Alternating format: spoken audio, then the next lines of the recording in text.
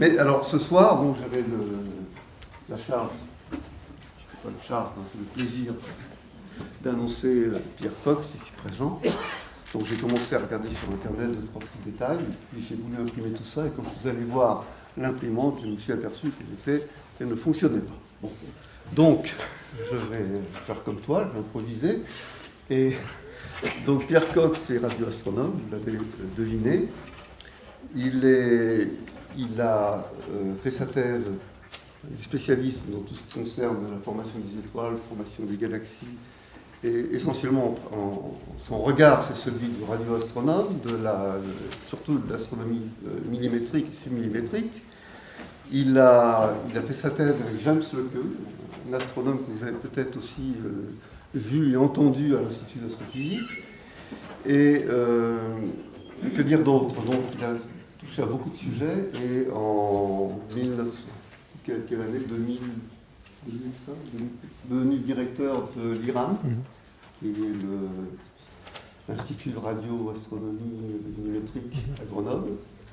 Et en 2013, il a été nommé directeur de l'ALMA, vous voyez ici, qui est donc dont je vais parler ce soir.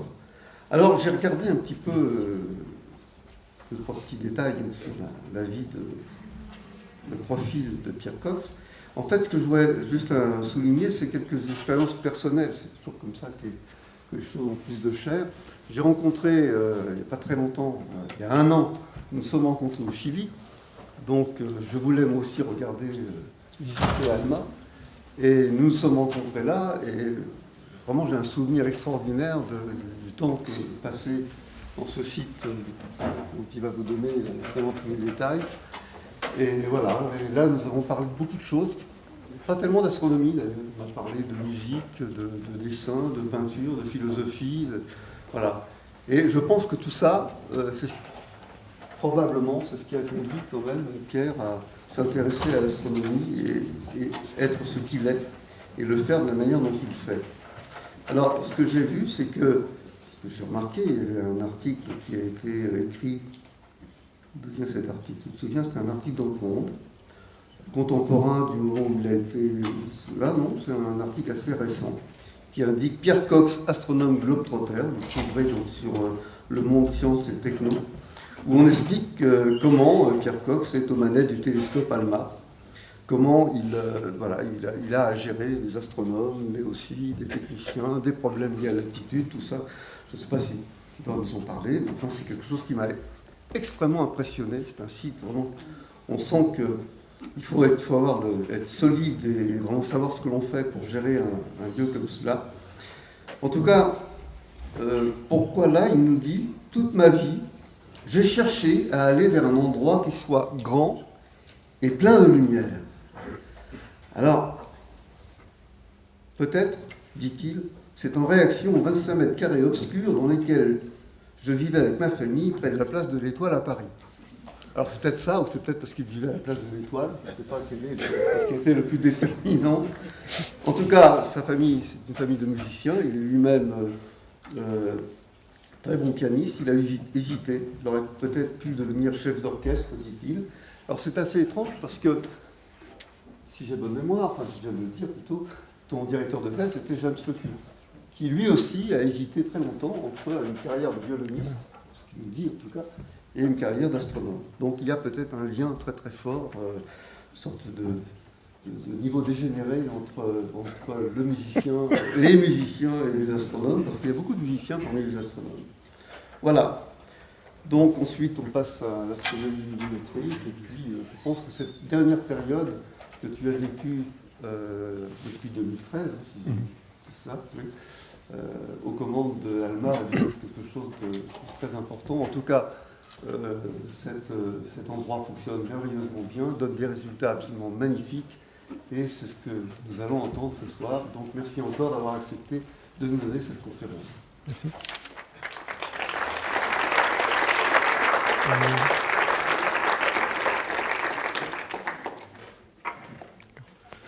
Merci Daniel pour ton introduction, où tu as quasiment tout dit, donc il ne me reste plus grand-chose à ajouter. Enfin, je vais quand même essayer. Et aussi merci à vous d'être venus ce soir pour m'écouter. C'est un grand plaisir que d'être ici. C'est aussi un plaisir pour moi de retourner à Paris, même si c'est un peu pluvieux en ce moment. Donc, je vais essayer, en fait, dans cette présentation, de vous donner un aperçu, un goût de ce qu'est le projet ALMA, l'Observatoire ALMA, dont le motif, en fait, le leitmotiv, c'est en anglais « In search of our cosmic origins », et donc à la recherche de nos origines cosmiques. Donc, la première image que je vais vous montrer, c'est une image nocturne prise sur le plateau où se trouvent les antennes d'ALMA, et qui vous donne un peu la juxtaposition de la très haute technique et de la beauté du ciel nocturne au Chili, où la Voie lactée est carrément au zénith. Et donc ça, c'est vraiment, je vais essayer de vous expliquer ces deux choses, comment est-ce que les antennes ALMA observent ce ciel et comment. De mon côté, effectivement, j'ai passé pas mal de temps dans un 25 mètres carrés, et puis j'ai toujours essayé de m'en extirper d'une façon ou d'une autre. Mais ce qui m'a conduit à l'astronomie, je pense qu'il y a plusieurs choses, mais une des choses qui m'a beaucoup étonné quand j'étais enfant, en fait, c'était la première image qui était parue dans les journaux de la Terre vue de la Lune. Et donc, vous avez certainement dû voir, c'est Apollo 8. Et cette image-là m'a laissé vraiment une impression absolument fondamentale et en fait ne cesse de m'éblouir, même si aujourd'hui il y a des versions plus sophistiquées, tout aussi belles. C'est une version récente. Mais en fait, l'impact reste le même. Et c'est d'essayer de comprendre comment est-ce qu'on est ici tous réunis à parler en fait de ce qui nous entoure et de cette position de la Terre dans l'espace et de ce qu'on y fait. Donc ça, c'est un peu ma motivation et je crois que c'est une ligne conductrice.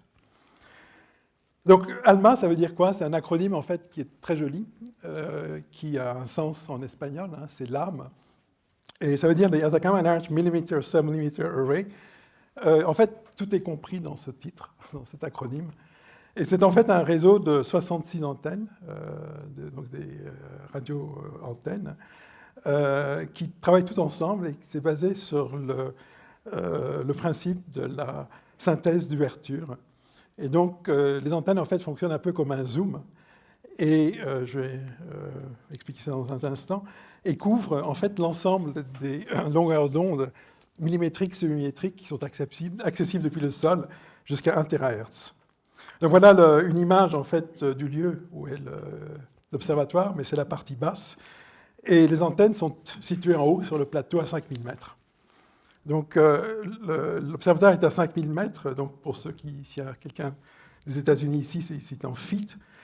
Et les antennes se déplacent, en fait, et on change constamment l'emplacement relatif des antennes d'une configuration qui s'appelle compact, où la distance maximum entre les antennes est de l'ordre de 150 mètres, à des distances qui les séparent de 16 km sur le plateau qui était situé à 5000 mètres au-dessus du niveau de la mer. Donc tout est opéré en fait à partir de la base qui s'appelle l'OSF qui est à 3000 mètres et ça a été construit pour opérer 30 à 50 ans. Donc ALMA a démarré en fait les observations il y a à peu près 5 ans maintenant et graduellement a augmenté en fait son pouvoir de nombre d'antennes, de récepteurs, etc. Et je vais vous en parler dans quelques secondes. Mais depuis le début, en fait, depuis les commencements où l'observatoire a fonctionné, ça a vraiment été un succès extraordinaire. Et on est passé d'année en année à des moments d'étonnement complet chaque fois qu'on ouvrait une nouvelle possibilité d'observation avec cet instrument. Alors, je vous montrerai quelques images pour vous situer en fait le site extraordinairement impressionnant de cet observatoire. Donc, voici une vue aérienne de la base à 3000 mètres où en fait tout le monde vit et tout le monde travaille. Et aussi, toutes les choses ont été faites, en particulier, toutes les antennes ont été montées, en fait, dans ces différents... Alors, il n'y a pas de pointeur, mais dans tous les hangars qui sont là à droite. Il y a les laboratoires techniques, il y a les endroits où les gens vivent, et il y a aussi l'importante salle de contrôle à partir de laquelle on contrôle tous les mouvements, en fait, des antennes, pas les déplacements géographiques, mais les mouvements, en fait, de pointage vers le ciel.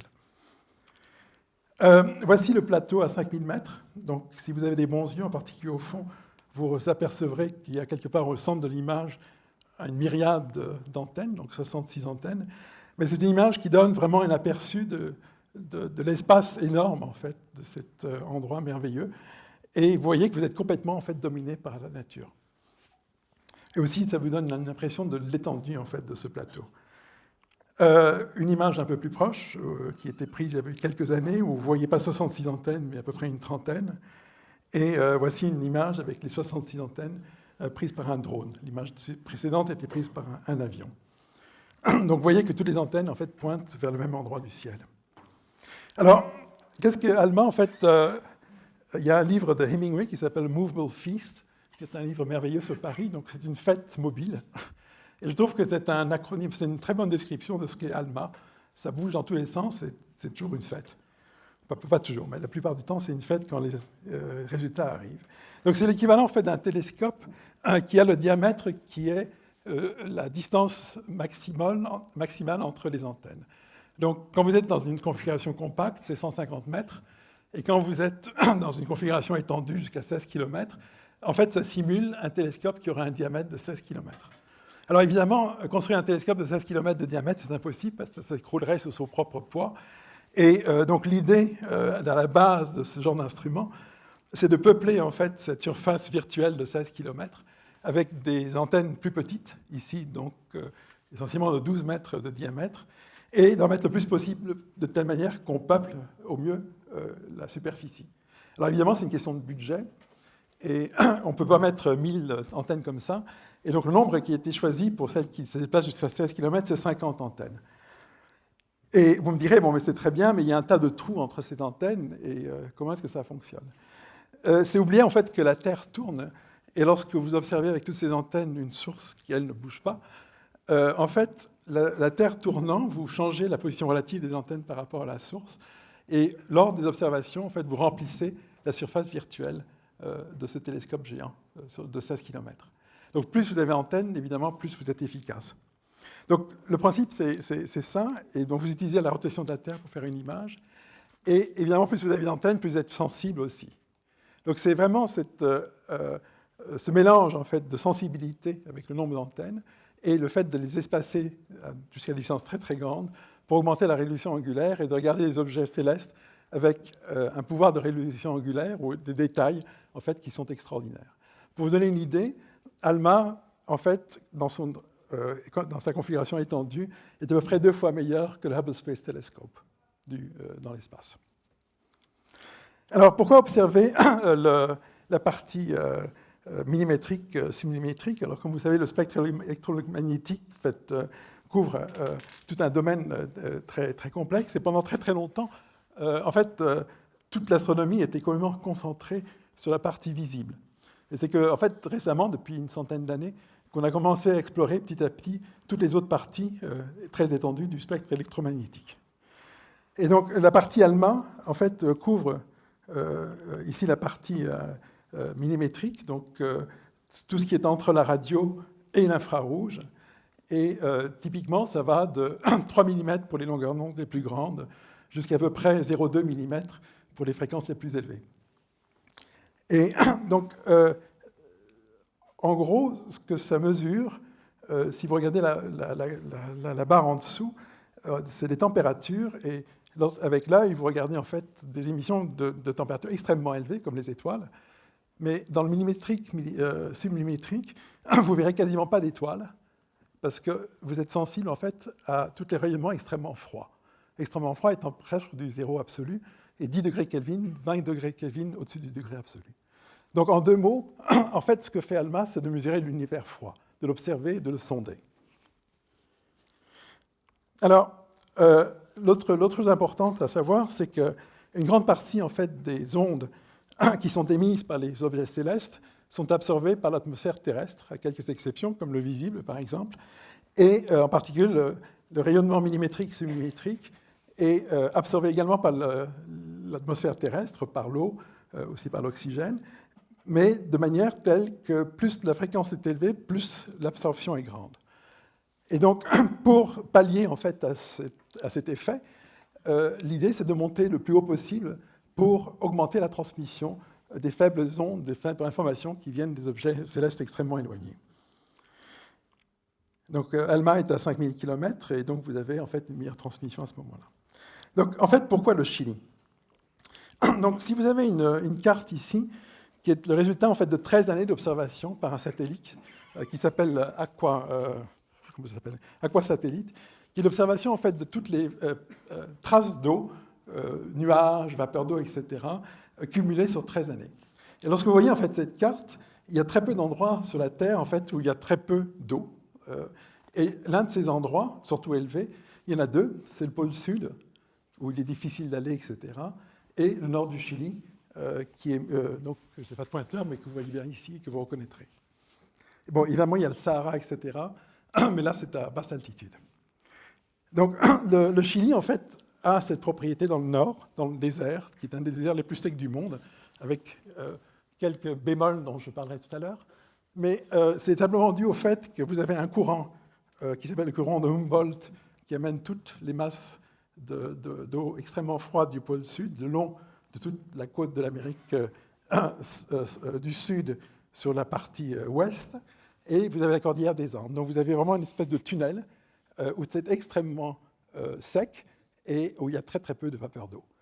Et alors pourquoi à cet endroit dans le nord du Chili?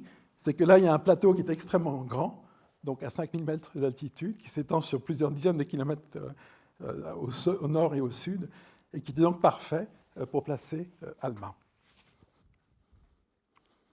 Alors, ALMA est un observatoire unique d'un point de vue, et aussi d'un point de vue, disons, logistique. Et donc, je vais vous montrer un peu de quoi il s'agit. Alors, d'abord, c'est un des rares observatoires, sinon le seul, à avoir deux sites complexes. L'un où on travaille, où on vit, qui est à 3000 mètres. Il faut savoir que la plupart des observatoires sont à 3000 mètres. Tous les grands observatoires sont à 2500, à 3000. Mais ALMA, c'est là où on travaille et on vit. Et ensuite, à 5000 mètres, où sont toutes les antennes. Et entre ces deux sites, il y a à peu près des dizaines de kilomètres de route pour permettre en fait, de déplacer les antennes, de les remettre, pour déplacer les gens, etc. C'est un site complètement isolé, donc on est complètement autonome. On produit son propre énergie, etc., avec des équipements technologiques de pointe. Le personnel travaille là, donc par jour et nuit, il y a 150 personnes qui sont là. Il faut un soin permanent, y compris médical. Le plateau est extrêmement étendu, avec donc très exposé. Les antennes sont mobiles. Et le temps peut être extrêmement traître, bien que c'est l'endroit le plus sec du monde, soi-disant. Donc il y a des pluies diluviennes, il y a des tempêtes de neige, puis il y a des blizzards, et en plus il y a 2 hivers par an. Il y a un hiver normal et puis un hiver en fait dans l'été qui s'appelle l'hiver altiplanique. Il y a un volcan très proche qui est très actif, qui est le deuxième volcan le plus actif du Chili, et puis il y a les tremblements de terre. Mais sinon, c'est un endroit parfait. Alors pour montrer une des images, donc voici une image du janvier dernier sur le site, avec des tempêtes assez impressionnantes. Inutile de vous dire qu'on ne pouvait pas observer ce jour-là. Et puis le volcan, ça c'est il y a à peu près 20 ans, c'est assez impressionnant. Il s'appelle le Lascar.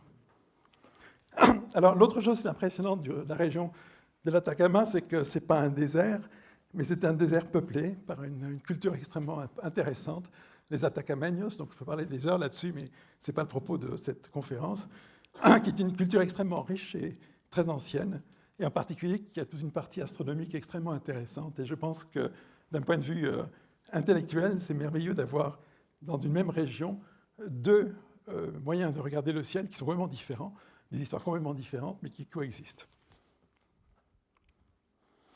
Alors, qu'est-ce que ALMA observe? Alors, j'aime bien montrer cette image parce que vous voyez qu'il y a un tas d'étoiles et puis tout à coup, il n'y a rien. C'est complètement sombre. Et le grand astronome Herschel, au début du XIXe siècle, écrivait à sa sœur Caroline, en allemand, disait « Hier ist wahrhaftig ein Loch im Himmel », ce qui veut dire que vraiment, il doit y avoir un trou dans le ciel ici. Et donc, il a fait des cartes de ces choses-là, et en fait, ce n'est pas des trous dans le ciel, c'est des endroits où il y a des nuages sombres de gaz et de poussière, et c'est la poussière qui absorbe en fait, la lumière des étoiles derrière, et qui semble en fait donner une espèce d'obscurité, un trou dans le ciel. Alors, c'est de la poussière, et comme vous savez, en fait, l'ensemble des éléments, en fait, on est surtout de l'hydrogène et de l'hélium, puis il y a quelques pourcents qui est tout le reste, et puis un peu de poussière. Mais cette poussière est extrêmement importante. Alors, je n'hésite pas à montrer ce petit dessin que j'aime beaucoup, où il y a deux ménagères qui regardent le ciel et qui disent « Oh mon Dieu, c'est très très beau tout ça, mais j'arrête pas de penser qu'en fait, il faut nettoyer aussi, de temps en temps. » Alors, donc, ALMA mesure l'émission continue de la poussière, très très froide, et c'est un des moyens essentiels pour en fait sonder l'univers. L'autre aspect d'ALMA qui est essentiel, c'est que dans les domaines de longueur d'onde submillimétrique, millimétrique, c'est un domaine extrêmement riche pour tout ce qui est l'émission des raies moléculaires. Et donc il y a ici des spécialistes sur ce domaine-là, mais il faut savoir que chaque molécule, en fait, émet une série de fréquences qui, en fait, sont propres à cette molécule et qui permettent d'identifier si vous avez quelques raies de fréquence mesurées, quelques raies d'émission mesurées. Et donc, ça permet en fait d'identifier la composition du gaz interstellaire et aussi autour, près des étoiles. Et ça a ouvert en fait le chapitre extrêmement important de l'astronomie moderne, qui est l'astrochimie, qui permet vraiment d'identifier en fait la composition du gaz à partir duquel se forment les étoiles. Alors, l'astronomie faite moderne, c'est extrêmement important en fait, de se réaliser que ce n'est que récemment qu'on a pu regarder en fait, des objets aussi complexes comme des galaxies dans toutes les longueurs d'onde, et ce qui a permis véritablement d'avoir une compréhension globale, complète, d'un objet aussi complexe qu'une galaxie. Alors pour illustrer ça, je vous montre ici des images successives dans différentes longueurs d'onde d'une galaxie Centaurus A dans l'hémisphère sud. Donc ça, c'est une image optique où vous voyez en fait le bulbe des étoiles anciennes avec dans le centre de la galaxie les nuages sombres qui absorbent la lumière des étoiles.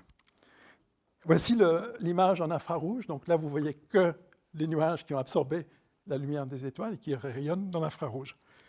Voici une image ALMA où vous voyez en fait le gaz. Et donc là, vous êtes capable, parce qu'on utilise les techniques qu'il faut, de mesurer la dynamique du gaz. Donc vous voyez de nouveau les nuages, mais en fait là, qui tournent autour du centre de la galaxie. C'est les mêmes galaxies, mais cette fois vues dans les ondes radio, donc l'onde centimétrique, où ce que vous voyez en fait, c'est les jets qui sont émis par le noyau central, par le quasar, en fait, par le trou noir, et qui jettent en fait dans le milieu intergalactique du gaz extrêmement chaud qui provoque en fait ces magnifiques images. Voici donc le gaz qui est chauffé par ces jets, qui est ici vu dans les rayons X, et voici la composition globale de la galaxie. Donc ce que je veux essayer de vous faire comprendre ici, c'est que pour comprendre une galaxie aussi complexe ou n'importe quelle galaxie, il faut vraiment avoir des observations dans toutes les longueurs d'onde pour avoir une image complète. Donc, ALMA est un projet global. C'est un projet dans lequel il y a 22 pays. Il y a 3 grandes régions, en fait. Donc, l'Asie de l'Est. Il y a les États-Unis, le Canada, l'Europe et évidemment le Chili comme pays hôte. C'est un peu complexe lorsqu'on est directeur de gérer tout ça, mais je vous passe les détails. Pour en fait, décrire ALMA, j'aime beaucoup ce proverbe africain qui dit que si vous voulez aller très très vite, vous le faites tout seul, mais si vous voulez le faire très bien et loin, faites-le ensemble. Et je crois que c'est une merveilleuse description de ce qu'est le projet ALMA. Alors, pour vous donner une idée des complexités techniques du projet, je vous donne un exemple qui sont les antennes. Donc, il y en a 66. Il y a 3 fabricants différents, donc les 3 régions. Il fallait bien qu'il y ait un retour industriel conséquent. Il y a 4 types d'antennes différentes, mais toutes les antennes ont à peu près les mêmes spécificités et les mêmes précisions, en particulier de surface. Et la précision de surface des antennes de 12 mètres correspond à peu près au quart de l'épaisseur d'un cheveu, donc de l'ordre de 10 microns. Et cette précision est nécessaire en fait pour garder toute l'information précieuse qu'on collecte en fait dans des objets célestes et ne pas perdre quoi que ce soit de cette information précieuse. Chaque antenne derrière a des récepteurs et aujourd'hui il y en aura très bientôt 9 dans chaque antenne qui couvrent en fait toutes les fenêtres atmosphériques, les soi-disant fenêtres atmosphériques, à travers lesquelles passe en fait l'information dans les différentes bandes de fréquences, que ce soit 3 mm, 1 mm, 2 mm, etc. Donc vous avez ici en rouge tous les récepteurs qui ont été installés sur les antennes, en bleu celle qui est en train de se faire, donc c'est en train de se finir, et il reste une antenne, en fait un récepteur qui est en construction, ou plutôt en discussion aujourd'hui, pour être installé probablement dans les 5 ou 6 années à venir. Donc vous couvrez en fait d'un coup toutes les bandes accessible depuis le sol.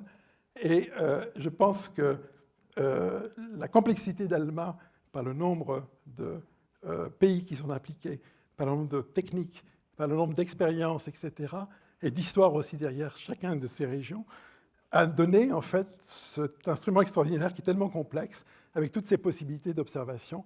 Et je crois que c'est, encore une fois, je reviens au proverbe africain, mais si ça n'avait pas été fait ensemble de telle manière, on n'aurait jamais eu un objet aussi complexe, aussi extraordinaire, qui fonctionne en fait depuis le début très très bien. Alors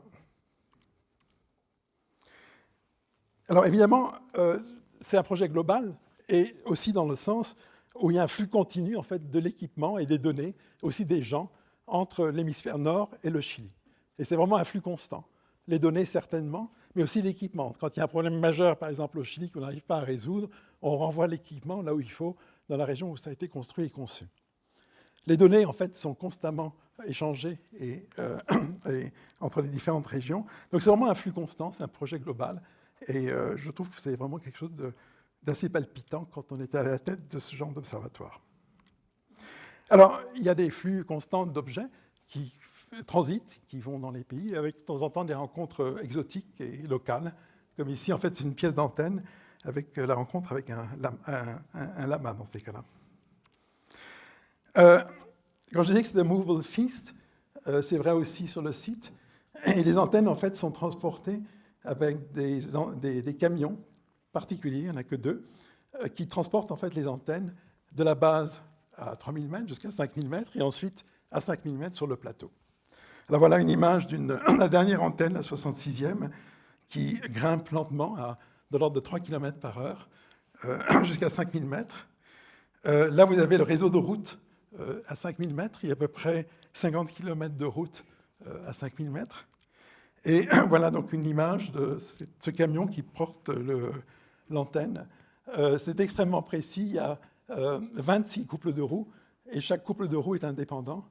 Et l'antenne, en fait, le centre de gravité est toujours maintenu au même endroit. Et donc, il y a une espèce d'ordinateur qui corrige à chaque fois qu'il y a des irrégularités sur la route ou des pentes différentes. Voilà, donc ça, c'est la partie, disons, descriptive d'ALMA. Et maintenant, je vais passer en fait à ce que fait ALMA ou ce que fera ALMA. Alors, ALMA, en fait, est tellement puissant, tellement meilleur en fait, que tous les autres instruments de son type qui ont été construits ou qui ont fonctionné avant et qui ont d'ailleurs permis en fait, le succès d'ALMA, que ALMA peut faire effectivement à peu près tout, des études des premières galaxies dans l'univers, les premières galaxies formées, jusqu'aux formations des étoiles dans les galaxies proches et dans la nôtre, la formation des planètes autour des étoiles proches, et évidemment, comme j'ai dit tout à l'heure, aussi tout ce qui concerne la chimie dans les nuages sombres et les nouveaux systèmes solaires, y compris le nôtre. Et donc ALMA couvre en fait véritablement tout cet aspect-là. Une autre chose que je ne vous ai pas dit tout à l'heure, mais que je pense qui est très importante, c'est qu'en observant dans le domaine millimétrique, submillimétrique, vous avez des informations qui sont complémentaires, en particulier au domaine visible, optique, infrarouge, et qui sont essentielles en fait pour comprendre des choses qu'on ne verrait pas, en particulier dans le cœur des nuages sombres. Alors, je vais commencer par le système solaire, et puis je vais petit à petit m'éloigner vers des distances immenses, jusqu'aux premières galaxies qui ont été formées. Et je vais commencer par le système solaire. Alors, en fait, ALMA est un instrument merveilleux pour étudier et observer le système solaire, bien qu'il y ait des sondes, des satellites, en fait, qui vont directement visiter ces objets. Des observations depuis la Terre, en particulier ALMA, sont toujours extrêmement importantes, et comme vous verrez tout à l'heure, je vais donner un exemple, peuvent aussi appuyer, en fait, et aider des missions extrêmement chères qui vont vers des objets très lointains dans le système solaire. Donc voilà un aperçu de tout ce qu'on a fait avec ALMA jusqu'à maintenant. Donc, vous voyez beaucoup de choses, et on a on a regardé toutes les planètes, tous les objets intermédiaires, etc. Et je vais commencer par le Soleil. Alors tout à l'heure, je vous ai dit que ALMA, en fait, observait l'univers froid. Vous me direz, mon Dieu, mais le Soleil, ce n'est pas vraiment très, très froid. Mais ALMA est quand même très important pour observer le Soleil, pour des raisons que j'expliquerai dans une seconde. Voici une image du Soleil en optique, et voici la même image avec le même Soleil observé dans une autre longueur d'onde, une fréquence élevée avec ALMA, avec une antenne ici. Et cette image a nécessité seulement 10 minutes d'observation. Et donc ça, c'est une image globale du Soleil. Et ici, vous voyez en fait une image interférométrique, donc en utilisant 50 antennes. avec une précision angulaire extrêmement bonne d'une tache solaire vue ici à, je crois, à 1 mm, et là vous le voyez à 3 mm. Donc en fait, ALMA sonde la chromosphère du Soleil, qui est une partie relativement peu connue, simplement parce que c'est des températures qui sont beaucoup plus basses. Et ALMA permet véritablement d'aller sonder cette zone extrêmement importante qui est faite à la base du départ de la couronne solaire. Donc c'est tous les changements en fait, de température, de dynamique, etc., qu'ALMA peut observer ici. Ça, c'est un exemple, en fait, qui a été un des premiers exemples avec des observations faites avec des lignes de base extrêmement élevées, de 15 km. Vous voyez, en fait, un astéroïde très proche entre Mars et Jupiter, et qui s'appelle l'astéroïde Juno, et qui est observé ici, en fait, peut-être donc, en 4 heures, avec plusieurs images. Donc, vous voyez, en fait, l'astéroïde qui tourne sur lui-même. Et la résolution angulaire, ici, correspond à environ de 60 fois 45 km. Et ça, c'est donc à la distance entre Mars et Jupiter. Pluton et Charon. Donc, je vous disais que ALMA peut aussi appuyer en fait, et aider des missions spatiales. Et là, c'est un cas assez joli. En fait, lorsque j'ai commencé en fait, d'être directeur d'ALMA, un jour, j'ai reçu un coup de téléphone de la NASA qui me demandait si ALMA pouvait aider pour mesurer la précision précise de Pluton. Alors moi, j'étais très sidéré parce que je pensais que Pluton était très bien connu, mais en fait, pas du tout. Et donc, on a fait ces observations pour aider en fait, le satellite le New Horizons Mission, qui voulait en fait aller visiter, qui a donc visité avec succès Pluton, mais qui voulait garder en fait de l'énergie pour aller plus loin et aller explorer en fait ce qu'on appelle le Kuiper Belt Objects. Et donc, les observations d'ALMA ont permis d'améliorer d'un facteur 2 la précision de position en fait, de Pluton, qui correspond en fait à la résolution qui est ici, à peu près à 100 km à la distance de Pluton.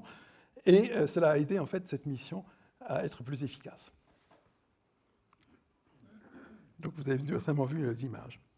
Bien, maintenant je vais passer à l'étape suivante, qui est la formation des étoiles et des planètes, qui est véritablement un des grands chapitres d'ALMA, surtout en ce moment, parce que c'est des observations qui demandent relativement peu de temps, qui sont très efficaces et qui ne demandent pas des heures d'observation, etc., etc. Donc il y a eu une tripotée, je dirais une grande série de grands papiers qui ont déjà été écrits et qui couvrent littéralement toutes les phases de formation des étoiles et aujourd'hui aussi des planètes. Alors très rapidement, en fait, les étoiles se forment par l'effondrement gravitationnel d'un nuage de gaz et des poussières et ça évolue en fait petit à petit et vous avez un stade à peu près entre 0,1 et 3 millions d'années, où vous avez en fait la formation d'un disque dans lequel en fait l'étoile se forme et autour duquel le gaz et la poussière orbitent et petit à petit va former des choses compliquées jusqu'à des planètes ou des comètes, etc., etc. Et donc tout ça, ça prend un temps très long. Et évidemment, comme vous pouvez observer des objets dans des phases d'évolution différentes, vous pouvez avoir à peu près une idée de toutes ces phases-là en regardant différents endroits dans le ciel. Donc, l'autre chose importante avec ALMA, c'est qu'on peut aussi regarder évidemment la poussière, non seulement la composition du gaz, mais aussi la poussière, et en particulier pour tout ce qui est, disons, la croissance de la poussière, des corpuscules les plus petits, de quelques microns, etc., jusqu'à des grains millimétriques. Et vous pouvez, en fait, en regardant différentes fréquences, et avec ALMA, vous pouvez vraiment étudier en fait, l'évolution de la poussière dans ces différents objets, essayer de comprendre comment, en fait, la poussière très très fine s'agglutine et forme en fait, des objets de plus en plus compliqués, des roches, etc., jusqu'à des planètes. Alors, voici un petit... Alors, comment ça fonctionne, ça voilà, hop là. Donc ça, c'est un petit film en fait d'un modèle qui vous montre l'effondrement d'un nuage avec au centre la formation d'une étoile et petit à petit en fait l'apparition de structures très compliquées d'un disque qui commence à tourner avec des bras spiraux et des choses compliquées qui se passent au centre et de la fragmentation, etc. Et éventuellement aussi des formations de planètes. Vous voyez en fait que ces modèles prédisent un tas de morphologies qui n'ont jamais vraiment été observées avant, il y a quelques années, et qui aujourd'hui commencent vraiment à être connues, aussi observées, non seulement avec ALMA, mais aussi avec des télescopes optiques très grands. qui peut permettre en fait de regarder la lumière diffuse. Mais c'est un peu différent puisque vous ne regardez pas, disons, vraiment le cœur de l'action et vous êtes complètement dominé par la diffusion et pas les reflets en fait. Donc, je vais montrer quelques exemples en fait, de ce qu'ALMA a fait récemment dans toutes ces étapes de la formation stellaire. Alors d'abord, un effondrement gravitationnel. Alors ça, c'est un peu technique, mais c'est un globule en fait, de gaz et de poussière qui est relativement proche, qui est complètement isolé, et dans lequel on a démontré en fait, de manière très claire, en fait, vous voyez ici des spectres un peu compliqués dans différentes molécules. Vous voyez une absorption très prononcée au centre, donc une absorption dans le profil de l'arrêt, mais qui est décalée vers le rouge par rapport à la vitesse systémique du globule. Et ça, c'est un signe absolument évident d'effondrement gravitationnel. Et donc, c'est un très joli résultat qui avait déjà été vu avant, mais jamais de manière aussi détaillée. Et pour vous donner une idée, en fait, le rayon d'effondrement est de l'ordre d'une centième de parsec, avec un effondrement de l'ordre de 3 millionièmes en fait, de masse solaire par an. Alors, je vais passer ça parce que c'est un peu trop technique. Voilà, donc après l'effondrement, donc l'étoile, quand elle commence à balbutier, je dirais, d'ailleurs c'est un joli mot, parce que pour des raisons encore pas très bien connues, il y a un tas de phénomènes en fait, d'éjection de matière dans des directions bipolaires, donc opposées, et qui sont observées aujourd'hui avec énormément de détails. Et on essaie vraiment de comprendre en fait, comment ça fonctionne. Alors, pour vous donner une idée ici de la complémentarité entre l'optique et ALMA, voici donc encore un nuage sombre qui est évident. Vous voyez en fait des espèces de jets avec différentes couleurs ici, qui sont cette action de flot bipolaire d'une étoile jeune qui est enfouie dans ce nuage. Et la prochaine image vous donne la même vue, mais avec ALMA, superposée sur l'optique. Et donc vous voyez qu'il y a toute une partie de cette activité du flot qui n'était pas vue en optique, simplement parce que c'était vraiment au sein de ce nuage. Donc vous voyez en fait que les jets ici sont très compliqués, je vais passer un peu les détails, mais ALMA permet de regarder donc non seulement la morphologie détaillée, mais aussi la dynamique associée avec ces jets. Pour vous donner un autre exemple d'un jet, voici un jet, donc la nouvelle étoile est au centre de cette image ici, et vous avez un jet énorme qui s'étale sur des distances gigantissimes, avec des séquences en fait, d'événements successifs. En fait, il y en a jusqu'à 22 ici. Vous voyez ici la partie bleue et rouge, donc des éjections dans des directions opposées, et ici, en fait, l'identification de tous ces phénomènes d'éjection, d'espèces de brassées en fait, successives d'activité dans l'étoile centrale. Alors, ça, c'est pour une étoile, mais comme chacun sait, il y a aussi des étoiles qui naissent en groupe, en cluster. Il y a des étoiles très massives aussi, qui sont d'ailleurs relativement peu... on comprend relativement mal l'évolution de ces étoiles extrêmement massives. Les étoiles que je vais montrer, avant, c'était de l'ordre de quelques masses solaires. Ce que je vais vous montrer maintenant, c'est des étoiles qui font plusieurs dizaines, voire jusqu'à 20 ou 30 masses solaires, et qui ont en fait des évolutions, des formations qui sont très différentes. Et surtout, elles se forment en groupe. Alors, un exemple vraiment bien connu, c'est Orion. Donc, vous avez ici une image qui est obtenue par un instrument qui est aussi au Chili, au VLT, qui est MUSE. Et donc, je parlais de Roland Bacon, donc c'est le monsieur qui a construit cet instrument. Et vous voyez ici dans l'infrarouge, et donc vous voyez la barre d'Orion, et le trapèze est quelque part en haut à droite de cette image-là. Donc, ce que je vais vous montrer, c'est une image vers le milieu de cette nébuleuse-là, d'objets qui sont jeunes et qui ont été en fait détectés ou découverts dans les années 1960. Donc ça, ce n'est pas une image ALMA, mais c'est une image infrarouge. Vous voyez en fait des éjections dans tous les sens avec des filaments qui couvrent quasiment tous les angles et avec un centre bien identifié là, d'où vient en fait toute cette activité et qui correspond en fait à l'objet BNKL plus d'autres objets. Donc c'est un groupe d'étoiles extrêmement massives très actifs. Donc ça, c'est l'image la plus belle qui avait été observée il y a quelques années en infrarouge. Maintenant, je vous montre l'image ALMA qui, je trouvais tout à fait spectaculaire et qui est ici. Donc c'est comme un feu d'artifice. Et à partir du centre, les étoiles ont bougé ces derniers millions d'années, mais donc, on voit bien un centre commun pour toutes ces étoiles, avec des filaments qui vont à 360 degrés dans tous les sens. Donc ce qui se passe là-dedans, c'est très mal connu, mais clairement, il y a une espèce d'effervescence, une activité tout à fait extraordinaire. Alors, une autre vision ici, c'est, vous voyez en fait en vert toutes les vitesses qui sont, disons, systémiques, et en rouge et en bleu, toutes les vitesses extrêmes, donc qui s'éloignent de vous et qui s'approchent de vous. Donc ça ressemble vraiment à un feu d'artifice ou à une fleur ou ce que vous voulez, mais c'est vraiment une chose d'observation extraordinaire qui ont demandé plusieurs heures pour couvrir en fait ce champ énorme. Alors je reviens vers Orion, et ce que je vais vous montrer maintenant, c'est un petit détail de cette partie-là. Alors ce que vous voyez en fait là, c'est le bord du nuage moléculaire qui a donné naissance à ces étoiles dont je vous ai montré l'activité dans les images précédentes, et qui est aujourd'hui, en fait, disons, complètement... il subit complètement le rayonnement ultraviolet de ces étoiles, et donc le nuage d'où sont nées les étoiles est petit à petit détruit, en fait, par ces étoiles qui sont nouvellement nées. Et donc ça s'appelle donc un nuage moléculaire, et voici une image obtenue avec ALMA, en mélangeant aussi avec des données du 30 mètres, pour des raisons que je peux expliquer plus tard.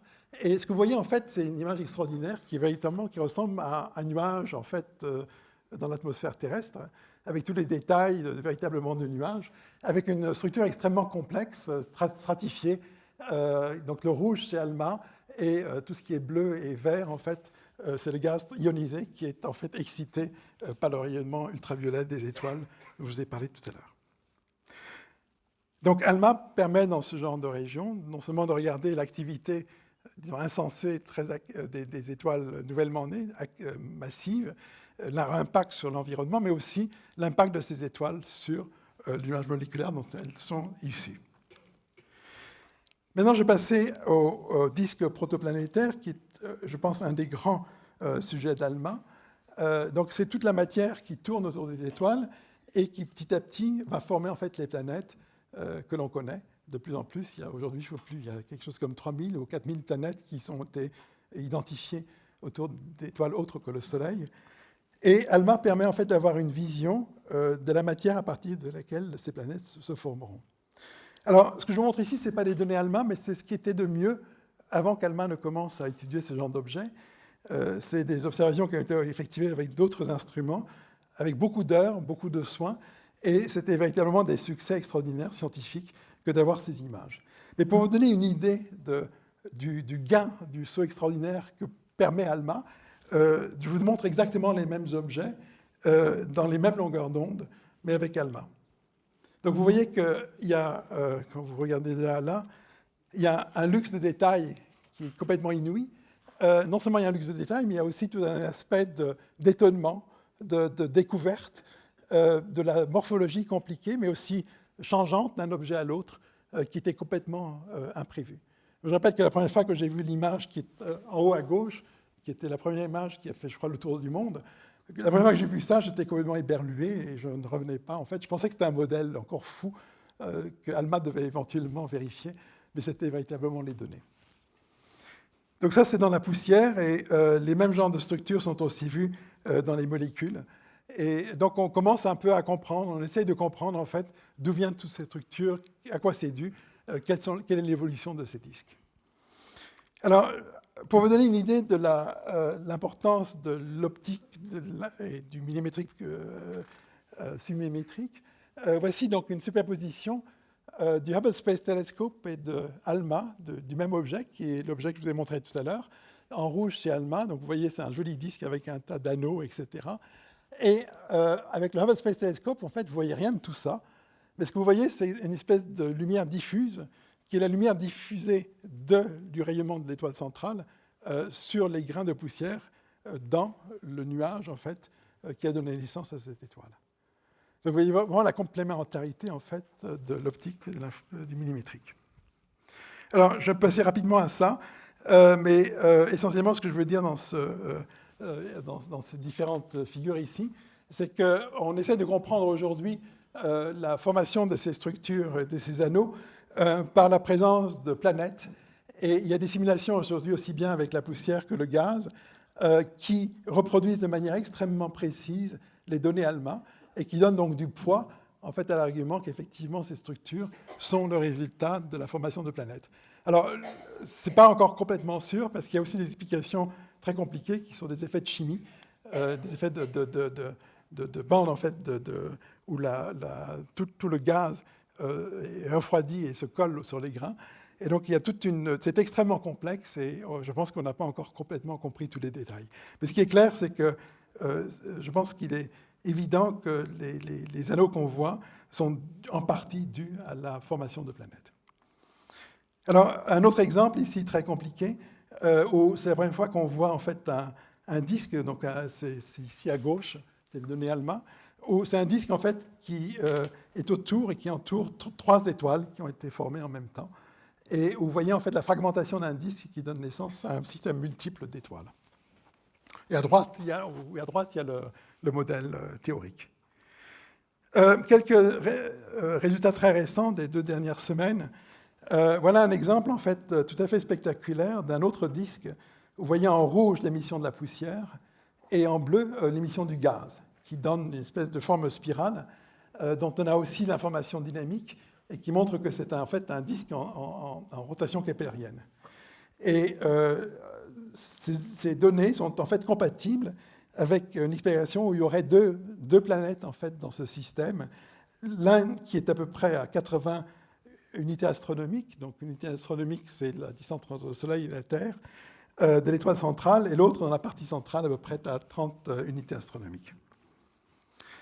Un autre exemple récent, c'est un disque autour d'une étoile aussi assez jeune, qui est à peu près un dixième de l'âge du Soleil, et qui est un système assez proche, de l'ordre de 25 années-lumière, qui s'appelle Fomalhaut. Et ce que vous voyez, en fait, c'est un anneau extrêmement précis, très grand, très étendu, qui s'étend sur à peu près... c'est pas 1 milliard, je me suis trompé là, c'est plutôt de l'ordre de 100 milliards et de kilomètres de l'étoile, et c'est une bande extrêmement fine de l'ordre de 2 milliards de kilomètres. Alors, ce que vous voyez aussi, c'est que cet anneau n'est pas complètement homogène. Il y a des parties qui sont beaucoup plus brillantes que d'autres, en partie aux apogées. Et c'est un phénomène qui avait été prévu, en fait, parce que plus la matière est éloignée de l'étoile, plus elle va lentement. Et donc, aux endroits les plus éloignés de l'étoile, vous avez comme une espèce d'accumulation de la matière, et donc, en fait, une augmentation de l'intensité, de la luminosité de ce disque. Et voici l'image du Hubble Space Telescope, où au centre, c'est noir parce qu'on a bloqué l'étoile, et vous voyez en fait la poussière beaucoup plus petite, beaucoup plus chaude, qui diffuse la lumière de l'étoile centrale. Alors, pour venir à la chimie ici, les disques ont été étudiés dans des molécules, évidemment le monoxyde de carbone, mais aussi dans des molécules plus compliquées, comme ici un exemple très joli d'une détection en fait, de méthylcyanide autour en fait, d'un disque dans les parties externes du disque qui correspondent en gros dans notre système solaire à l'endroit où se forment les comètes. Et ce qui est intéressant ici, c'est que la chimie, les abondances, etc., sont extrêmement similaires à ce qu'on trouve dans notre système solaire, ce qui montre en fait que ce qui se passe dans notre système solaire n'est pas unique. Et l'autre chose qui est aussi intéressante à remarquer, c'est que, évidemment, les cyanides ont un rôle important parce qu'à cause de leur lien carbone-azote, qui est essentiel en fait dans la formation des acides aminés et la base des protéines. Donc, je pense que ALMA est en train d'ouvrir en fait un chapitre extrêmement important qui est l'étude en fait des molécules extrêmement complexes dans des environnements extrêmement complexes. Et donc, je vais essayer de passer quelques minutes en fait sur ce chapitre passionnant avec combien de temps il me reste, Daniel ? 10 minutes ou un quart d'heure ? Parfait, c'est parfait. Donc, je vais passer assez rapidement ici. Mais il y a un tas de questions fondamentales, en fait, qui est, par exemple, quand vous formez une étoile, vous accrétez de la matière, et comment est-ce que la matière évolue, en fait, au cours de ces accrétions ? Vous passez, en fait, de conditions physiques très, très différentes, et donc, il y a une espèce de complexité dans l'évolution qui aussi est reflétée par la complexité, en fait, de la morphologie que l'on observe dans ces objets. Et par exemple, comment est-ce que la complexité de la chimie des des nuages, disons, protostellaires, comment est-ce qu'elle est incorporée dans les systèmes planétaires émergents, comment est-ce que ça évolue, etc. Alors, dans le petit dessin qui est ici, vous voyez qu'il y a, dans les parties externes, vous avez des glaces qui sont en fait formés sur la surface des poussières, parce qu'il fait très très froid, etc. Et ça forme des surfaces sur lesquelles en fait, il y a une chimie extrêmement active, et donc vous formez en fait des molécules de plus en plus complexes. Ensuite, vous vous approchez du centre, et il fait plus chaud, donc ça se sublime, ça enrichit le gaz, disons, dans ces parties-là. Et ensuite, vous repartez dans des parties plus denses, etc., et vous reformez des glaces qui sont enrichies. Donc il y a toute une histoire extraordinairement complexe qui est aujourd'hui étudiée aussi bien avec des observations, des contraintes, mais évidemment avec le laboratoire.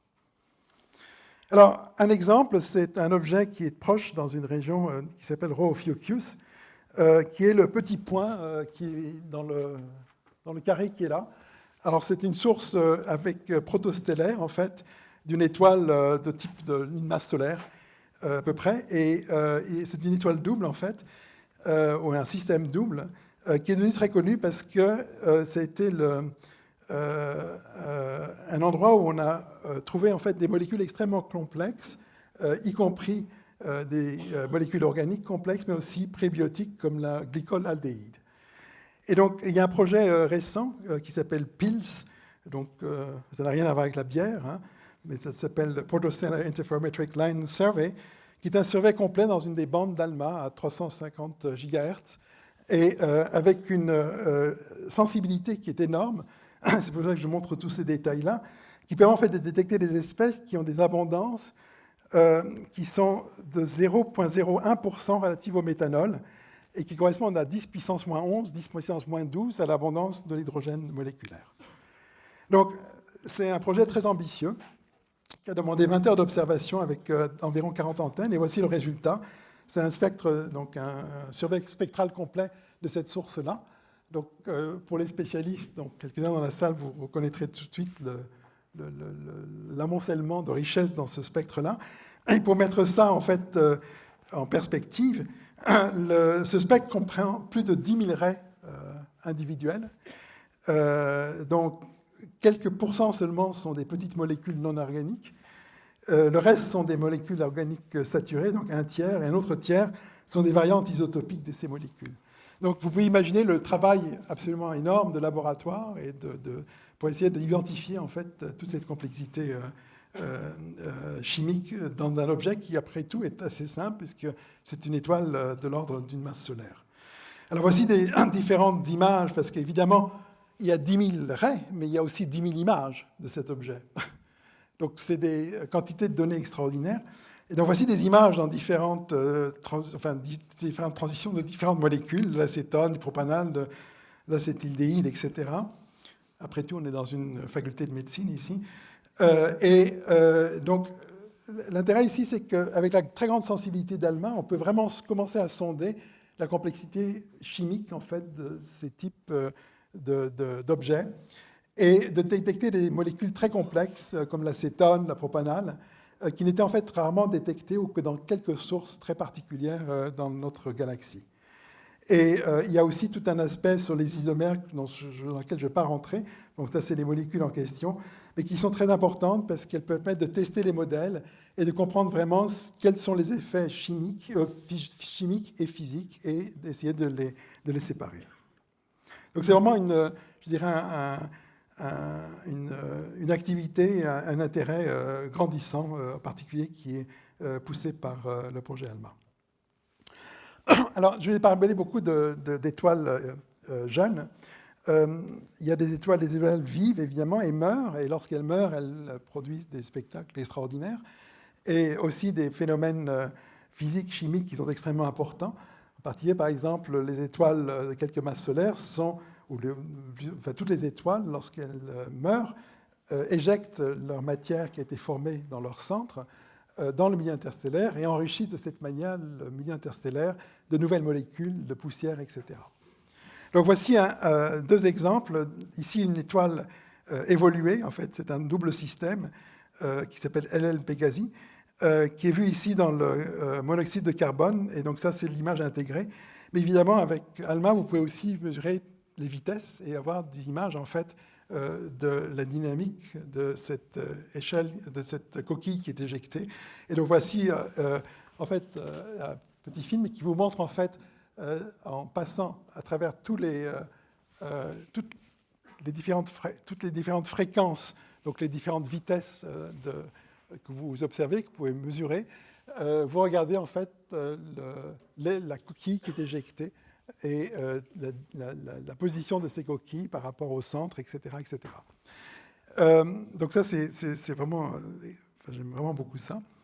Il y a beaucoup d'autres exemples. Et alors, les étoiles... alors ça, c'est des éjections qui sont de l'ordre de 10 ou 20 km par seconde, qui vous paraît beaucoup, mais en fait, c'est assez lent, par rapport à la fin d'une vie d'une étoile extrêmement massive, comme une supernova. Et donc, un des cas les plus étudiés, c'est 1987A, qui a explosé maintenant il y a 30 ans exactement, ou plus ou moins, et 30 ans et 3 mois.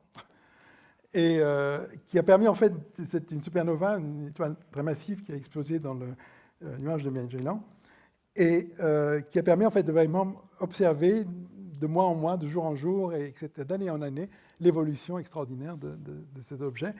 Et l'apport d'ALMA, donc en bas ici, vous avez différentes vues de cette supernova dans le visible, dans les rayons X et dans les millimétriques avec ALMA. Et ALMA, ce qu'ALMA a apporté, c'est de mesurer en fait la poussière qui était nouvellement formée par cette supernova et qui a été détectée à peu près 25 ou 30 ans après l'explosion de la supernova.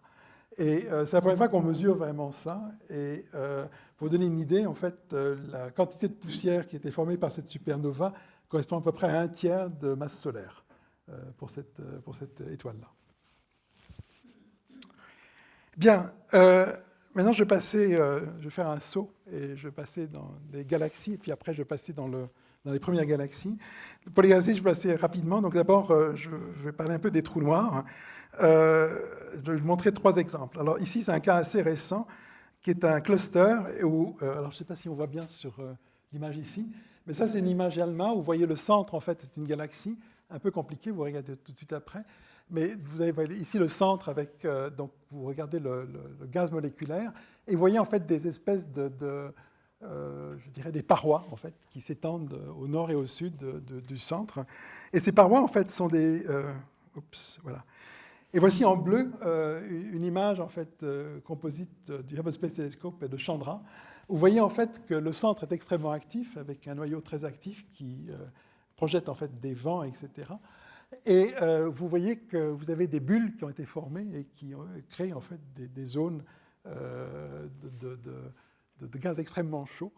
Et vous voyez que le gaz froid, en fait, tracé par ALMA, sert de collimateur, je dirais, et de tunnel pour guider en fait toute cette activité qui se passe au centre de cette galaxie. Et donc voici une impression d'artiste en fait de ce qui se passe en fait au centre ici. Et je trouve que c'est un très joli résultat, assez récent, qui a un peu frappé mon imagination. Alors, une autre façon où ALMA joue un rôle important pour les trous noirs, c'est que vous savez que c'est pas si facile de mesurer la masse d'un trou noir. Et une des façons de le faire, c'est de regarder en fait la dynamique autour du centre de la galaxie, avec par exemple des molécules, où vous pouvez tracer en fait toute la rotation et la manière dont les molécules se meuvent autour du centre de la galaxie. Donc, des collègues japonais ont fait ça avec plusieurs molécules dans une galaxie spirale ici. Donc ici, vous avez une image du tracé de cette molécule autour de la galaxie. Et avec la dynamique, ils peuvent en fait estimer de manière extrêmement précise la masse du trou noir, qui dans ces cas-là est un trou noir supermassif de l'ordre de 140 millions de masses solaires. Alors, comme chacun sait, il y a des trous noirs dans toutes les galaxies, y compris notre propre galaxie. Donc c'est le trou noir le plus proche, le plus massif et le plus proche. Il fait de l'ordre de quelques millions de masses solaires. Et pour l'observer, en fait, il faut des résolutions angulaires extraordinairement grandes. Pour vous donner une idée, il faut à peu près être capable de discerner une balle de tennis en fait, sur la surface de la Lune. Donc, avec ALMA et 16 km, c'est beaucoup, mais ce n'est pas suffisant du tout pour faire ça. Et donc, l'idée, c'est d'utiliser ALMA couplé avec d'autres antennes qui travaillent aussi dans les domaines millimétriques, donc à 3 mm ou 1 mm, qui travaillent en fait dans d'autres parties du globe, que ce soit à Hawaï, que ce soit aux États-Unis, au Mexique, en Europe avec l'IRAM ou au pôle Sud. Et ensuite, on combine tous ces résultats comme un gigantesque en fait, interféromètre qui utiliserait la surface de la Terre plutôt que la surface du plateau de Chassanteur au Chili. Et au lieu d'avoir des lignes de base de 16 km, vous en aurez des lignes de base de 10 000 km. Et avec ça, vous avez une résolution angulaire qui permet donc de discerner une balle de tennis sur la surface de la Lune. Et en termes techniques, c'est de l'ordre de 30 micro-arcs secondes. Et donc, un des grands enjeux, en fait, avec ALMA dans ce rôle, c'est d'apporter, en fait, une sensibilité supplémentaire, mais aussi une position extrêmement importante dans, disons, cet ensemble d'antennes éparpillées sur le globe.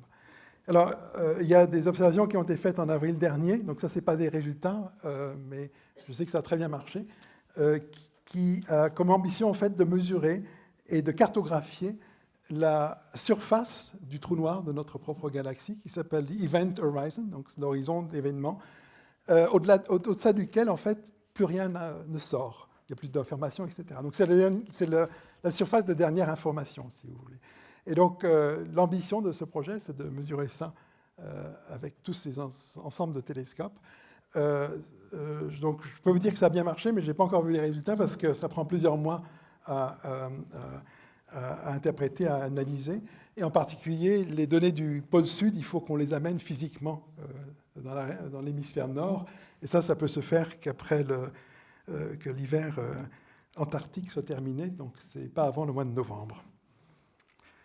Les galaxies ne sont pas isolées, mais peuvent rentrer en collision. Donc, ça, c'est un très joli exemple récent de deux galaxies en collision.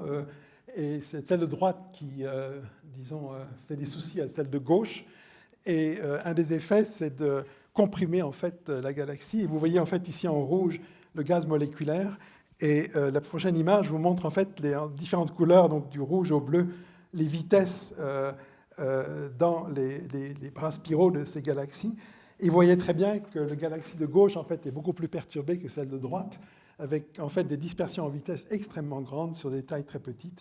Et donc c'est vraiment une très jolie mesure, une très belle illustration en fait des activités qu'il peut y avoir quand deux galaxies rentrent en collision. Je finis rapidement maintenant sur les études de galaxies à très grand redshift, donc dans l'univers jeune, lorsque les premières galaxies se sont formées après le Big Bang et ce qu'on appelle l'époque de réionisation. Donc c'est quelque part comme 12,5, c'est des milliards d'années ici, on dit. En fait, on sait que par les simulations, etc., et il y a des gens beaucoup plus savants ici que moi sur ces sujets-là, que les galaxies se forment par accrétion de la matière. Mais une des choses qu'on ne sait pas très, très bien, puisqu'il y a très peu de contraintes observationnelles là-dessus, ou pas assez du moins, c'est comment la matière est accrétée et comment ça évolue. Et donc, il y a beaucoup de choses qui ont été faites, mais clairement, là, ALMA va, je pense, apporter des renseignements et des informations extrêmement précieuses. Donc, je vais essayer de vous montrer un peu ce qu'ALMA a pu faire jusqu'à maintenant. C'est restent des observations extrêmement difficiles, et en particulier, comme c'est des objets extrêmement lointains, c'est des objets extrêmement faibles, et il faut passer beaucoup de temps, en fait, même avec ALMA, pour pouvoir faire des avancées, disons, significatives dans ce domaine-là. Alors, un des moyens d'observer des objets qui sont très lointains, c'est d'utiliser l'effet d'amplification gravitationnelle qui a été prédit par Einstein il y a un peu plus d'un siècle maintenant, et qui n'a été observé récemment, il y a une trentaine d'années, et qui est le phénomène d'amplification gravitationnelle. Donc vous avez un objet qui est très très loin et dont les rayons lumineux passent par un objet qui, dans la ligne de visée, qui est un objet extrêmement massif, une galaxie très massive, et qui distord et amplifie le rayonnement de la galaxie au fond. Et en ce faisant, vous êtes capable en fait, de regarder des objets très très faibles avec beaucoup de détails parce que vous avez une distorsion en fait, de l'émission et vous pouvez en fait, voir des choses que vous verrez en fait, sinon jamais, ou du moins de façon difficile. Donc voilà un exemple avec ALMA. En rouge, vous voyez en fait, la distorsion de la galaxie amplifiée et en bleu, vous avez l'émission du Hubble Space Telescope. Et je vais donner un exemple qui est un des plus jolis exemples parce que simplement on a passé beaucoup de temps à le faire. Ça, ce n'est pas des données ALMA, en fait, c'est des données du satellite Herschel. c'est un champ profond où chaque point est une galaxie. Donc vous avez, je ne sais plus, il y a 10 000 galaxies au plus dans ce champ-là. Mais si vous regardez bien, vous voyez les points qui sont plus forts, plus lumineux, plus intenses que d'autres, et qui sont des très bons candidats pour être ce genre de galaxies qui sont amplifiées par une galaxie intermédiaire très massive. Donc je vais me concentrer sur le point qui est en haut à droite, qui s'appelle ID81, et qui est en fait une galaxie à un redshift de 3, donc à une distance extrêmement grande, et qui est amplifiée par une galaxie qui est sur la ligne de visée, qui est très proche, qui est ici vue en bleu par le Hubble Space Telescope. Et ce qui se passe ici, c'est que la galaxie est complètement alignée au centre, donc à l'endroit le plus massif de la galaxie, vraiment au centre, et ça donne un effet qui est extraordinaire, qui était prévu d'ailleurs, mais qui est rarement vu de manière aussi belle, qui est un rond parfait, que vous voyez ici.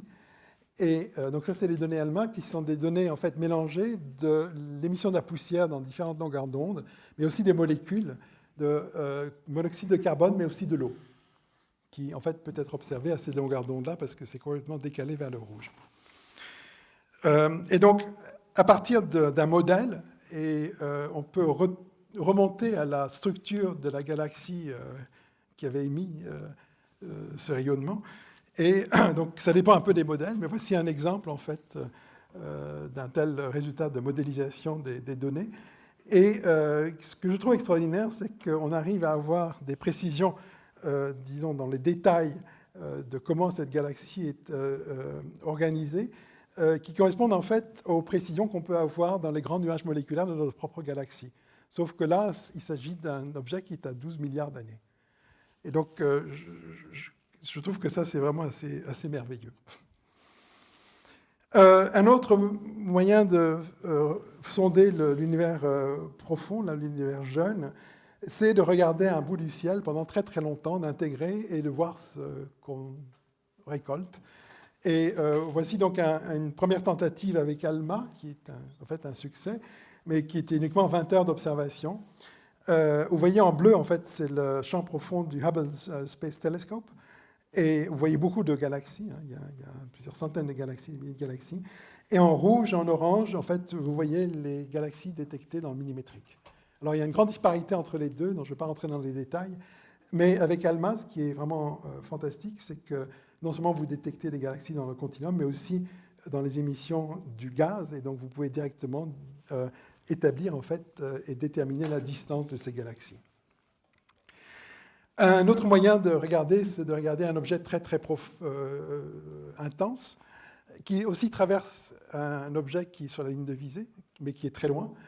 Et en ce faisant, donc, vous avez des effets d'absorption, et vous pouvez sonder en fait la matière d'une galaxie qui a été formée, par exemple, quand l'univers avait à peu près la moitié de son âge, et observer avec très grand détail quelle est la composition du gaz dans cette galaxie-là, ce que vous ne pourriez pas faire en émission. Donc voilà un exemple, je ne vais pas rentrer trop dans les détails, parce qu'il manque peu de temps, mais on a détecté dans ce type de galaxie jusqu'à 40 molécules, avec des molécules extrêmement complexes, et au fond, on trouve que les abondances sont très comparables en fait, à ce qui est observé dans notre propre galaxie. Finalement, un exemple de la galaxie la plus lointaine, parce que c'est un peu comme un tableau de chasse, hein, on est toujours très content quand on trouve très loin. Voici la galaxie la plus lointaine qui a été observée à ce jour par ALMA, qui est un redshift de 8,35. Alors, je ne sais pas très bien calculer, mais ça correspond à dans l'ordre très proche de 12,8 milliards d'années ou quelque chose comme ça, donc extrêmement loin.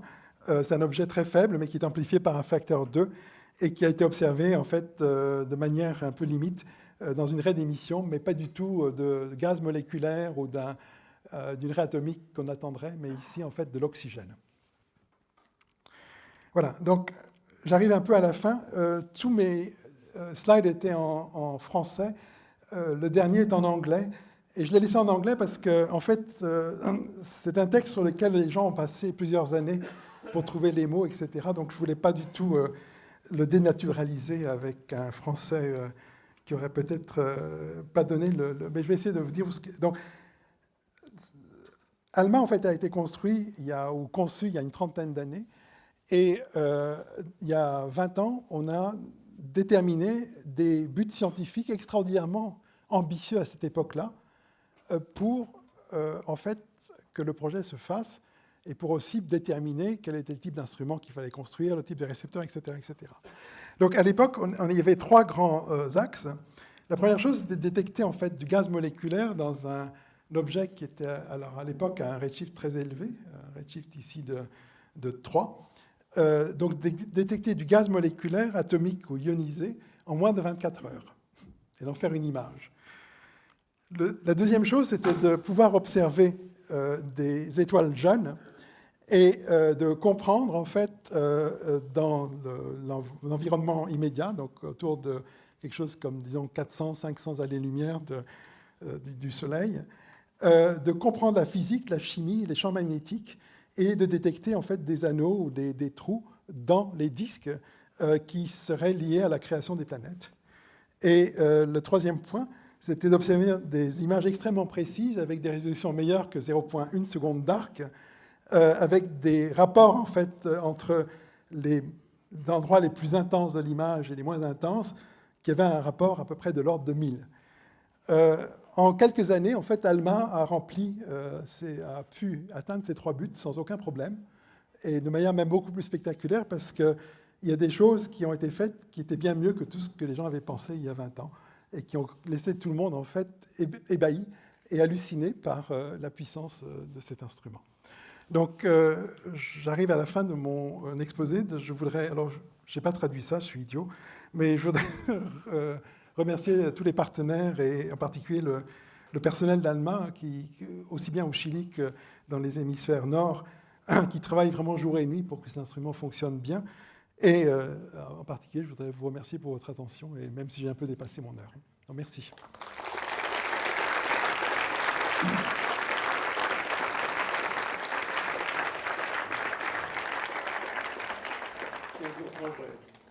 Vraiment formidable.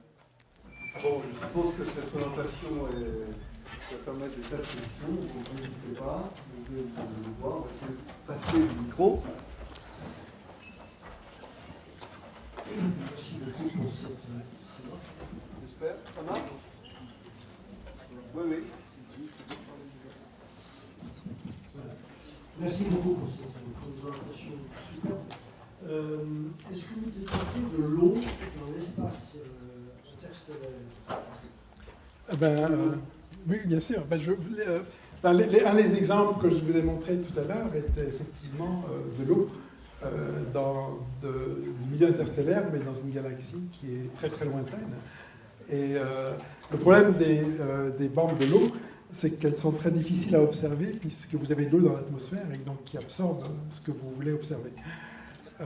Donc il y a plusieurs moyens de le faire. En fait, un, c'est lorsque vous avez des objets très lointains qui, par le décalage, vous ramènent les raies d'absorption ou d'émission dans des fenêtres atmosphériques où vous pouvez observer. Donc ça, c'est le cas de ce que je vous ai montré là. Et il y a une autre raie de l'eau, en fait, qui est une raie qui était mise à 180, je crois 180 GHz, 183 GHz, qu'on peut observer et pour lequel, en fait, un des récepteurs que j'ai indiqué au début a été spécialement construit, en fait, pour observer cette raie de l'eau avec ALMA. Donc, je pense que dans l'année qui vient, on va avoir beaucoup plus de résultats, en particulier dans notre galaxie. Ce qui est extraordinaire, c'est que beaucoup est déjà en place très très tôt dans l'univers. On trouve de l'eau pour 1 milliard d'années après le Big Bang. Oui, oui. Il n'y a pas que de l'eau. Non, mais là, je regarde mon collègue Alain qui en connaît beaucoup plus sur moi, sur ce sujet-là. Des questions?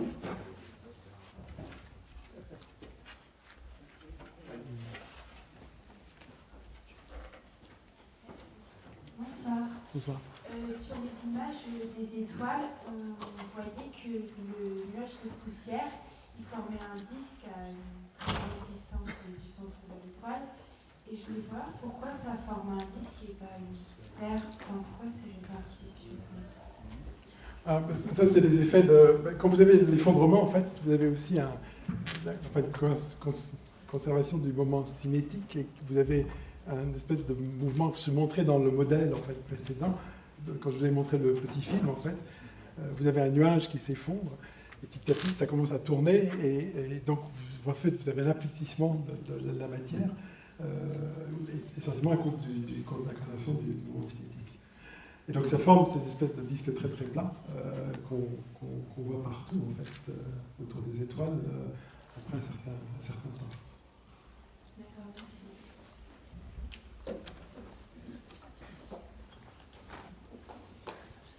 J'ai une question après, c'est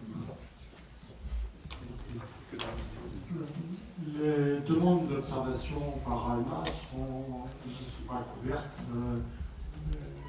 en totalité, puisqu'il y a à peu près 4 fois à 6 fois le nombre de demandes par rapport au temps possible. Oui.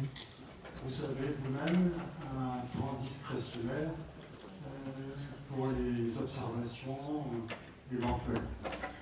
Comment est-ce que vous faites pour gérer ces demandes? D'accord. Donc, je vois que vous êtes un spécialiste, peut-être que vous êtes intéressé à faire une proposition de temps directorial, on peut en parler après. Mais donc, pour le public, effectivement, donc, le temps d'observation d'ALMA est géré de manière compétitive. Donc, tout le monde, en fait, que ce soit les régions qui ont construit ALMA, mais aussi les autres pays, donc le temps ouvert, peut soumettre des propositions de manière annuelle pour ALMA. Et comme vous l'avez remarqué, la compétition est très très sévère et à peu près 1 sur 5 ou 6 propositions sont retenues pour être programmées. Alors ça va un peu augmenter parce que le temps d'observation, en fait, le nombre d'heures qui sont maintenant offerts pour faire des observations a augmenté, de l'ordre de 30%. Alors, il y a jusqu'à 5% du temps qui est réservé pour du temps qui s'appelle du temps discrétionnaire, en fait directorial, qui est là pour répondre à des demandes, par exemple, typiquement de phénomènes imprévus, par exemple l'explosion d'une supernova ou une explosion d'un blazar ou d'un phénomène, disons, cosmique non prévu, qui demanderait en fait l'appui d'ALMA. Donc ça, c'est une des raisons fondamentales, mais il y a d'autres moyens aussi, par exemple des observations qui indiqueraient quelque chose d'extrêmement important et qui demandent plus de temps pour vérifier. C'est un autre exemple. Donc de manière générale, c'est des observations de nature urgente avec des impacts, disons, scientifiques très très grands. Et donc la manière dont c'est fait, c'est un petit comité qui est très réactif, qui soumet en fait une recommandation à moi-même, et moi je tranche ensuite sur la base essentiellement de la science et ensuite de la faisabilité, et aussi de l'opportunité de le faire ou non, parce que c'est très complexe, comme vous avez pu voir, et il y a parfois des configurations qui sont adéquates ou non à ce type de demande. Mais typiquement, on a, par an, on a peut-être de l'ordre de 80 heures, ou quelque chose comme ça, sur ce genre de demande. Accepté. Donc si vous êtes intéressé... Bonsoir, merci beaucoup pour la conférence. J'ai deux petites questions très rapides. La première, est-ce que ALMA est actuellement ou sera potentiellement capable de détecter la présence de matériaux ou du moins de contraintes à des modèles? Et la deuxième question, dans les détecteurs que vous avez mentionnés, alors c'est peut-être une erreur de ma part, mais j'ai cru comprendre qu'il y avait des bandes en fait qui n'étaient pas représentées par certains détecteurs. Il y avait des bandes de fréquences qui visiblement n'étaient pas dans lesquelles on n'observait pas. Alors c'est peut-être une erreur de ma part, mais si c'est le cas, est-ce qu'il y a une raison particulière? Est-ce que c'est une absence théorique particulière de laquelle on s'attendrait? Alors, pour la moitié noire, en fait, j'aurais dû le mentionner quand j'ai montré l'anneau en fait amplifié, parce qu'il y a eu une étude extrêmement détaillée en fait des données ALMA après que les données aient été mises à disposition sur les archives en fait pour le public. Et avec des modèles et des études raffinées, en fait, les gens montraient qu'il y avait un endroit dans cet anneau qui ne correspondait pas du tout à ce que le modèle prévoyait et qui pouvait être expliqué uniquement par la présence en fait d'une espèce de clump de matière noire en fait dans la galaxie qui amplifiait. Et donc une des idées, c'était effectivement d'utiliser ALMA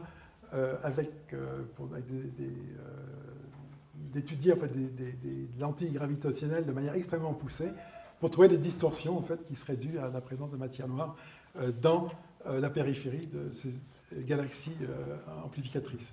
Mais disons la détection directe de matière noire, la réponse est non pour ALMA. Alors pour la deuxième question, il faudrait que je revoie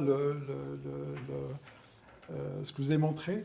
Mais l'idée quand même est de couvrir en fait toutes ce qu'on appelle les fenêtres atmosphériques, c'est-à-dire toutes les parties du spectre électromagnétique millimétrique, submillimétrique qui est transmis par l'atmosphère, et il y a des parties qui ne le sont pas du tout à cause de l'eau en particulier. Et donc tout ça est couvert jusqu'à peu près 1 THz. Alors il y a une bande pour l'instant qui n'est pas couverte parce qu'on est en train de discuter sur les détails, disons, techniques de ce récepteur, c'est la bande 2 pour être précis. Et il y a des bandes à très haute fréquence, au-deçà du THz, qui sont en fait intéressantes, mais qui sont extrêmement difficiles, simplement parce que la transmission et les conditions pour observer ces fréquences-là doivent être tellement bonnes que même sur le site ALMA à 5000 mètres, je pense que c'est l'ordre de 5% du temps par an qui est peut-être possible pour observer ça. Je ne parle même pas des problèmes en fait, de calibration, etc. Donc c'est quelque chose que je pense qu'il vaut peut-être pas le coup de faire parce que disons, l'argent qu'on dépense et ce qu'on en retire, et le rapport n'est pas bon, quoi. Est-ce que tu pourrais nous donner quelques données sur l'énergie qu'il faut pour opérer les systèmes, le type la quantité de données, et la puissance des ordinateurs qui sont derrière ces possible. Alors, tu poses beaucoup de questions là, mais donc j'ai dit tout à l'heure qu'on était complètement indépendant, donc on produit notre propre énergie. Donc actuellement, en fait, je dirais que ce n'est pas de l'énergie très propre, et j'ai toujours rêvé qu'un jour Alma puisse utiliser peut-être l'énergie solaire pour être... ça serait joli. Mais typiquement, on utilise de l'ordre jusqu'à peut-être 2 MW en fait, au maximum, 1,5 MW pour opérer toutes les antennes. Et ça, c'est au pic d'activité. Donc toutes les antennes et tout ce qui va avec sur le site.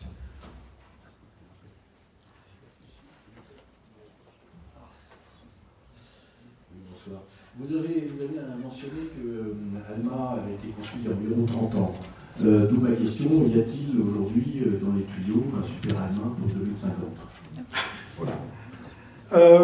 Donc, bon, je ne peux pas regarder dans la boule de cristal et je ne peux pas dire s'il y a un projet qui va émerger qui remplacera Alma dans 50 ans.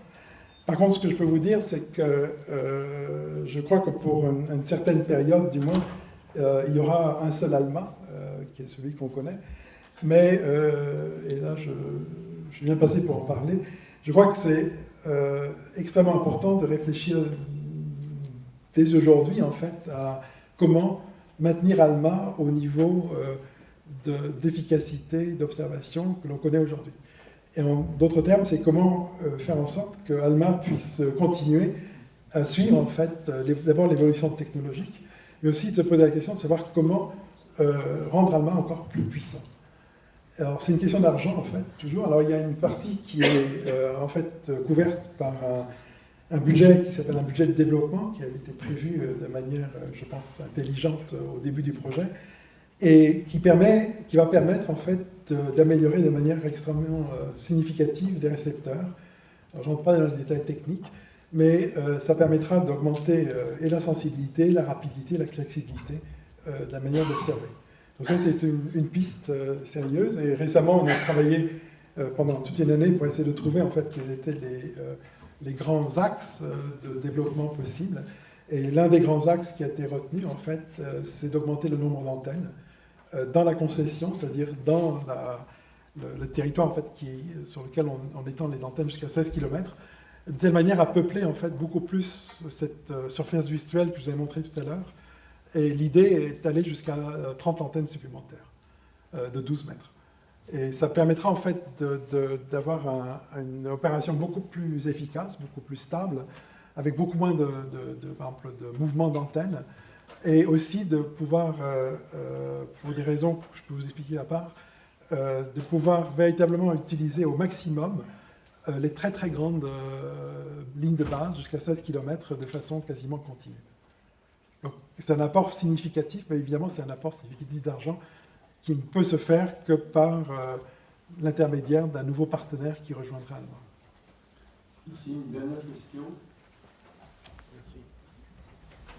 Merci.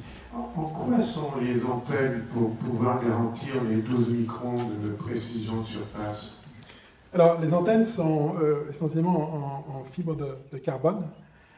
Oui, oui. Et il y a toute une technique assez complexe, en fait, d'alignement en fait, des panneaux. Hein. Ce n'est pas un panneau, ce n'est pas une antenne d'une pièce unique, c'est plusieurs panneaux, même beaucoup de panneaux. Et on corrige en fait la position de ces panneaux pour atteindre cette précision de surface avec des techniques un peu compliquées que je peux expliquer.